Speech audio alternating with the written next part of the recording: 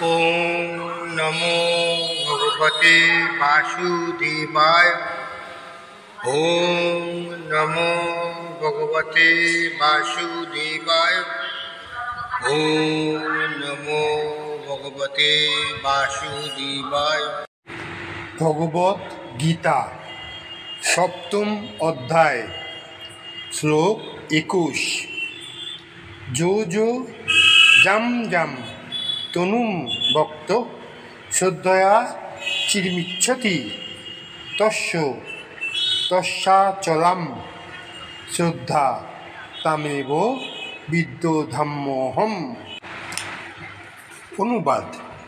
পরমাত্মা রূপে আমি সকলের হৃদয়ে বিরাজ করি, অর্থাৎ ভগবান সবার হৃদয়ে থাকে।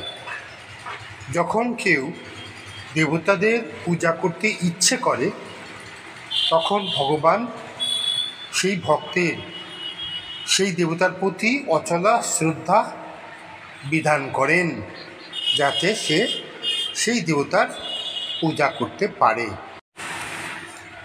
তাৎপর্য: ভগবান প্রত্যেককেই স্বাধীনতা দিয়েছেন, তাই কেউ যদি জড়সুখ ভোগ করার জন্য কোনো দেবতার পূজা করতে চায় তখন সকলের অন্তরে পরমাত্মারূপে বিরাজমান পরমেশ্বর ভগবান তাদেরকে সেই সমস্ত দেবতাদের পূজা করার সব রকম সুযোগ সুবিধা দান করেন।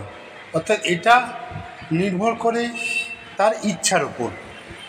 কেউ যদি কোনো দেবদেবতাকে সন্তুষ্ট করতে চায়, তাদের পুজো করতে চায়, তাদের কাছ থেকে কোনো বর লাভ করতে চায়, তাহলে ভগবান কৃষ্ণ সব রকমভাবেই মানুষকে বা জীবাত্মাকে তার সাহায্য করেন। এখন কেউ প্রশ্ন করতে পারেন যে জড়জগৎকে ভোগ করার ফলে জীব যদি মায়ার ফাঁদে পতিত হয়, তা হলেও সর্বশক্তিমান ভগবান কেন তাদেরকে এই সুযোগ প্রদান করেন? এর উত্তর হচ্ছে, পরমাত্মারূপে ভগবান যদি সেই সমস্ত সুযোগ সুবিধা না দিতেন তাহলে জীবের ব্যক্তিগত স্বাধীনতার কোনো মূল্য থাকত না, তা ইচ্ছানুরূপ আচরণ করতে পারতেন না।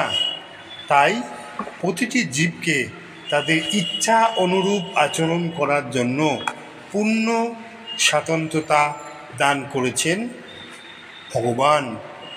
কিন্তু তার পরম নির্দেশ আমরা ভগবদ্গীতাতে পাই। তিনি বলেছেন, ভগবান বলেছেন, সব কিছু পরিত্যাগ করে তার শরণাগত হতে। আর মানুষ যদি ভগবানের শরণাগত হয় তাহলেই সে প্রকৃত সুখী হতে পারে। জীবাত্মা ও দেবতা এরা উভয়ই পরম পুরুষোত্তম ভগবানের ইচ্ছার অধীন, অর্থাৎ ভগবান যা করবেন সেটাই হবে। তাই জীব নিজের ইচ্ছায় দেবদেবীর পূজা করতে পারে না, এবং দেবদেবীরাও ভগবানের ইচ্ছা ব্যতীত বরদান করতে পারে না। অর্থাৎ ভগবানের ইচ্ছা দরকার। যদি দেবদেবীরা কাউকে কোনো বর দিতে চায়, ভগবানের কাছ থেকে তার ইচ্ছার দরকার। ভগবান বলেছেন যে তার ইচ্ছা বিনা একটি পাতাও নড়ে না। সাধারণত সংসারে বিপদগ্রস্ত মানুষেরাই বৈদিক নির্দেশ অনুসারে দেব উপাসনা করে, অর্থাৎ যারা বিপদে পড়েছে তারাই দেব উপাসনা করে। যেমন রোগ নিরাময়ের জন্য রোগী সূর্যের উপাসনা করে, বিদ্যার্থী বাগদেবী সরস্বতীর পূজা করে, এবং সুন্দরী স্ত্রী লাভ করার জন্য কোনো ব্যক্তি শিবপত্নী উমার পূজা করে। এইভাবেই বিভিন্ন শাস্ত্রে কোনো দেবতার পূজা করার বিধান দেওয়া আছে। আর যেহেতু প্রতিটি জীবই কোনো বিশেষ জাগতিক সুবিধা ভোগ করার অভিলাষী হয়, তাই ভগবান তাদের অন্তরে বিশেষ বিশেষ দেবতার প্রতি অথল শ্রদ্ধা দান করে তাদের উপাসনা করতে অনুপ্রাণিত করেন। এবং তার ফলে তারা সেই সমস্ত দেবদেবীর কাছ থেকে বর লাভে সমর্থ হয়। এইভাবেই আমরা দেখতে পাই যে ভিন্ন ভিন্ন দেবদেবতাদের প্রতি জীবের যে অনুরাগ জন্মায় তা ভগবানের দ্বারাই নির্দিষ্ট হয়। জীবদেবীরা নিজেদের শক্তির প্রভাবে জীবকে তার পাদের প্রতি অনুরক্ত করতে পারেন না। জীবের অন্তরে পরমাত্মারূপে বিদ্যমান থেকে শ্রীকৃষ্ণই মানুষকে দেব উপাসনায় অনুপ্রাণিত করেন। দেবতারা প্রকৃতপক্ষে ভগবান শ্রীকৃষ্ণের বিশ্বরূপের বিভিন্ন অঙ্গ, তাদের কোনো স্বাতন্ত্র্য নেই।